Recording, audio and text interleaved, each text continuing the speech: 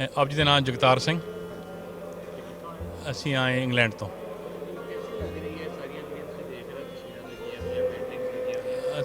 ਅਸੀਂ ਹੈਰਾਨ ਹੈ ਕਿ ਆ ਜੋ ਇੱਥੇ ਐਕਸੀਬਿਸ਼ਨ ਲੱਗਾ ਕਿ ਇੰਨਾ ਖੂਬਸੂਰਤ, ਇੰਨਾ ਸਾਡੇ ਧਰਮ ਨੂੰ ਮੁੱਖ ਰੱਖ ਕੇ ਇੱਥੇ ਪਾਕਿਸਤਾਨ ਦੀ ਧਰਤੀ 'ਤੇ ਇੰਨਾ ਵਧੀਆ exhibition. We are both surprised and impressed. ਤੁਸੀਂ ਵੀ ਦੱਸੋ ਜੀ, ਤੁਹਾਨੂੰ ਕਿਹਦਾ ਲੱਗਿਆ ਇਹ ਸਾਰਾ ਇੱਥੇ? ਮੇਰਾ ਨਾਮ ਰਜਵਿੰਦਰ ਕੌਰ ਆ। ਮੈਂ ਲੈਮਿੰਗਟਨ ਸਪਾ ਇੰਗਲੈਂਡ ਤੋਂ ਆਈ। ਮੈਨੂੰ ਬਹੁਤ ਅੱਛਾ ਲੱਗਾ, ਮਨ ਬਹੁਤ ਖੁਸ਼ ਹੋਇਆ ਦੇਖ ਕੇ।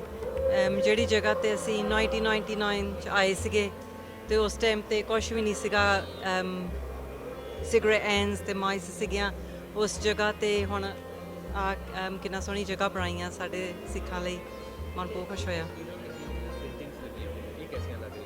ਬਹੁਤ ਅੱਛੀਆਂ। The paintings are truly inspiring and they're a beautiful piece of art. ਜੋ ਧੰਨ ਸਾਹਿਬ ਸ੍ਰੀ ਗੁਰੂ ਨਾਨਕ ਦੇਵ ਦਾ ਜੋ ਮਨੁੱਖਤਾ ਨੂੰ ਸੁਨੇਹਾ ਉਹ ਇੱਥੇ ਵਾਰ-ਵਾਰ ਦੁਹਰਾਇਆ।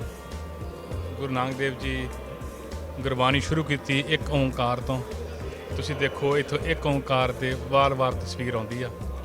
ਬਾਕੀ ਗੁਰੂ ਸਾਹਿਬ ਦੀ ਜੀਵਨ ਦੇ ਵਿੱਚੋਂ ਤਸਵੀਰਾਂ ਬਣਾਈਆਂ ਆ ਇਤਿਹਾਸਕ। ਉਹ ਸਾਡੇ ਵਾਸਤੇ, ਸਾਰਿਆਂ ਵਾਸਤੇ ਇੱਕ ਰਿਮਾਈਂਡਰ ਹੈ ਕਿ ਗੁਰੂ ਸਾਹਿਬ ਦਾ ਇੰਨਾ ਉੱਚਾ ਤੋਂ ਸੁੱਚਾ ਜੀਵਨ ਸਾਡੇ ਪੀਰ ਪੈਗੰਬਰ ਸੀ। ਤਾਂ ਇੱਥੇ ਜਿਸ ਰੂਪ ਰੇਖਾ ਅਸੀਂ ਦੇਖਦੇ ਹਾਂ, ਜੋ ਇੱਥੇ ਬਣੀ ਹੈ ਰੂਪ ਰੇਖਾ, ਉਹਦਾ ਬਹੁਤ ਸ਼ਲਾਘਾਯੋਗ ਆ। ਜਿੰਨੇ ਵੀ ਯਾਤਰੀ ਆਏ ਆ, ਜਿਸ ਦੇਖੋ ਹਾਲ ਵਾਰ-ਵਾਰ ਭਰੀ ਜਾਂਦਾ, ਖਾਲੀ ਹੋਈ ਜਾਂਦਾ, ਵਾਰ-ਵਾਰ ਭਰੀ। ਜਿਹੜਾ ਵੀ ਆਉਂਦਾ ਉਹ ਸਾਰੇ ਵਾਹ-ਵਾਹ ਕਰਕੇ ਜਾਂਦੇ ਆ।